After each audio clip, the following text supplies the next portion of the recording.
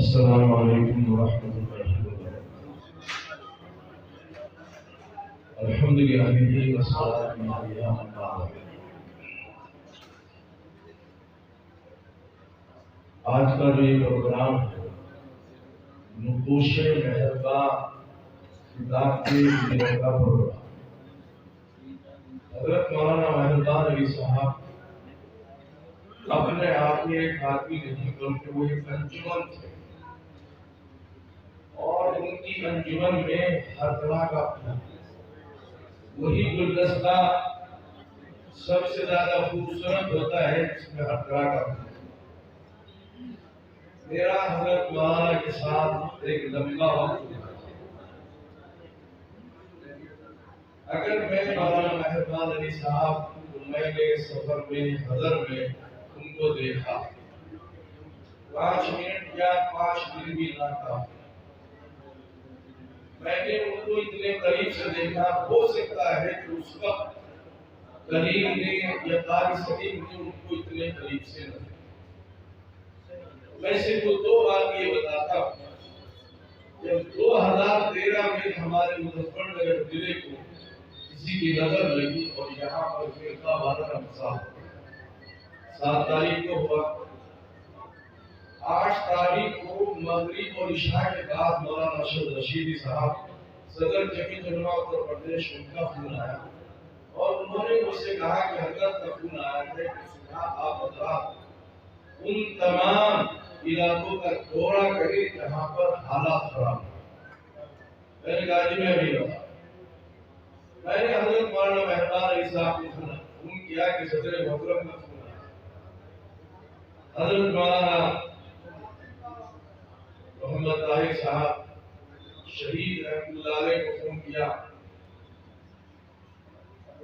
یہ حضرات نے کہا کہ بھائی دیکھو حالات، مولانا ناصر صاحب کو فون کیا، بڑھا نے فون کیا، مولانا یوں بیٹھے ہوئے ان کو فون کیا، جو شہر سے باہر ہم نے فون کیا، ہر ایک کا جواب یہ تھا کہ اس وقت حالات اتنے سنگین ہیں کہ اس وقت نکلنا اپنے آپ کو موت کو دعوت ہے۔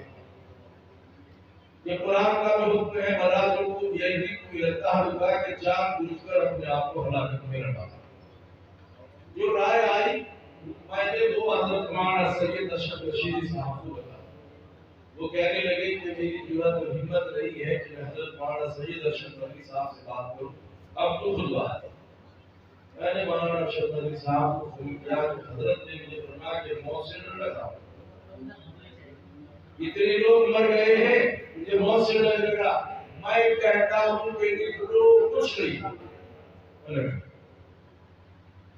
میں نے حضرت مولانا محربان علی صاحب کو فون کیا کہ جس صبح کو نکل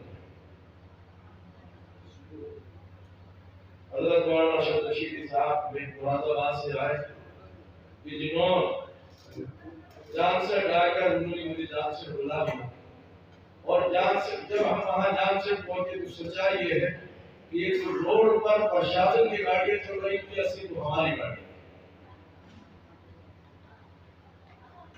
جب ہم مولانا محربان علی صاحب تک ہم سانجک پہنچے تو مولانا ہم سے پہلے وہاں کھڑے، ہم اسی حالت میں گران تک پہنچے۔ جب ہم واپس شاہ پور پہنچے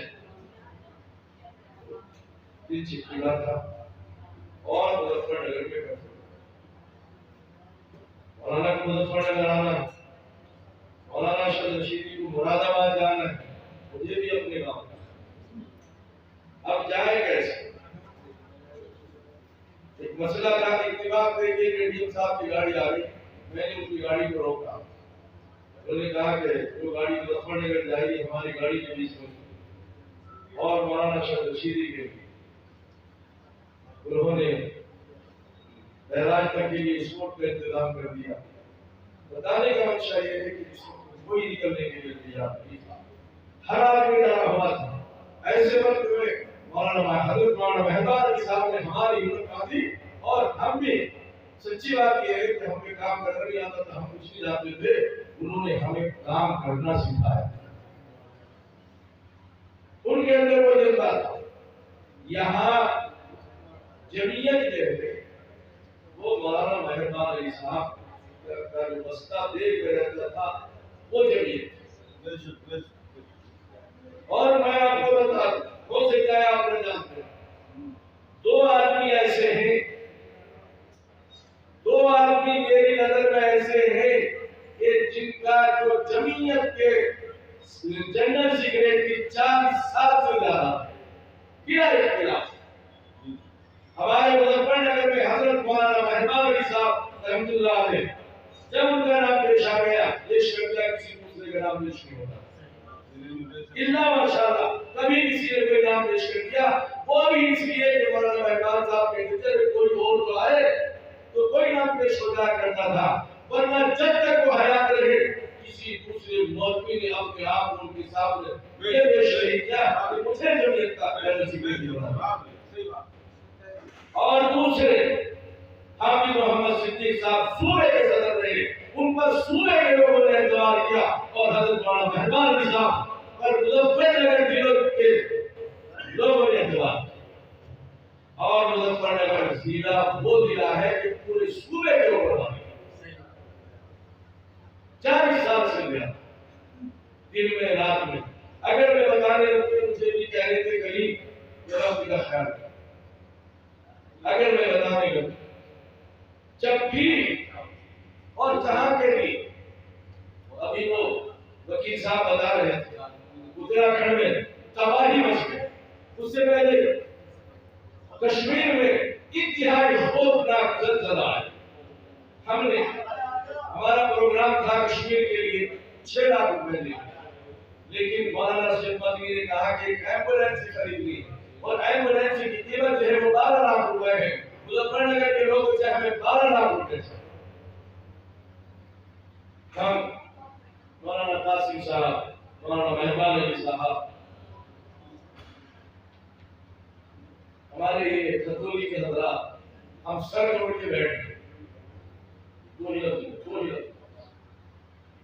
سر جوڑ کے بیٹھ گئے جیسا اللہ نے بولا.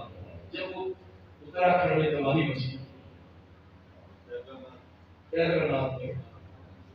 یہاں لوگوں نے یہ کہا کہ جب کئی مسلمانوں پر آفت آتی ہے تو یہ مولوی لوگ زندہ کر کے وہاں بھیجتے ہیں، لیکن اتراکھنڈ میں مسلمان نہیں کیا.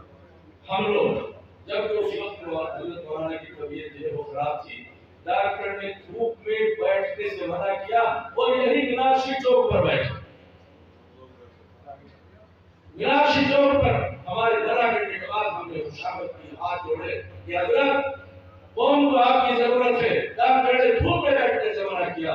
کریم نے مجھ سے کہا کہ کس طرح بنا لو. جب ہم نے زیادہ خوشامد کی 2 منٹ کے لیے تو خبر مجھ سے برداشت ہوتا. یہ ہو نہیں سکتا کہ آپ لوگ بیٹھے ہوئے ہیں اور میں چلا. مجھے مرنا تو منظور ہے لیکن بھائی میں ایسے نہیں ہو سکتا کہ میرے ساتھ دھوپ میں بیٹھے ہوئے ہیں اور میں چلا. تو دوستو کوئی انجمن تھی، وہ جو کام کرنے گئے ہیں ہم میں سے کوئی آدمی وہ کام نہیں کر سکتا. جتنی انہوں نے خدمت کی، جتنی انہوں نے لوگوں کے لیے قربانیاں کی ہے، ہم جو یہ دعا کرتے ہیں کہ اللہ رب العزت ان کے درجات کو بلند فرمائے اور جنت الفردوس میں اعلیٰ سے اعلیٰ مقام عطا فرمائے اور ان کے پسماندگان کو ان کے نقشے قدم پر چلنے کی توفیق عطا فرمائے. وآخر دعوانا